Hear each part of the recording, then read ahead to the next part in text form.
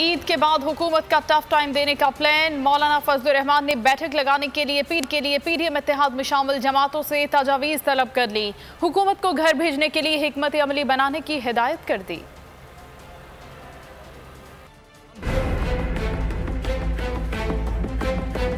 ईद के बाद होगा दमादम मस्कल अंदर। सरकार को घर भेजने के लिए प्लान की तैयारी। मौलाना फजलुर रहमान ने बड़ी बैठक का अंदिया दे दिया। ज़राए के मुताबिक मौलाना फजलुर रहमान ने तमाम जमातों को पीडीएम सरबराही इजलास से कबल पार्टी इजलास बुलाने की हिदायत कर दी। कहते हैं लॉन्ग मार्च करने की सूरत में तैयारी का प्लान क्या होगा, हिकमत अमली वाज़ा की जाए, बताया जाए तमाम पार्टियों ने इस्तीफे कब देने हैं, इस्तीफों के बाद क्या लाइन ऑफ एक्शन होगा, धरना देना है तो कितने रोज के लिए होगा, कौन कितने लोगों को लाएगा। सरबराह पीडीएम ने प्लान मुरतब करने की हिदायत कर दी। मौलाना फजलुर रहमान ने JUIFA की मरकजी शोरा कमेटी का इजलास 23 और 24 मई को तलब कर लिया है। इजलास में हुकूमत मुखालिफ तहरीक को कामयाब बनाने के हवाले से मशावरत की जाएगी।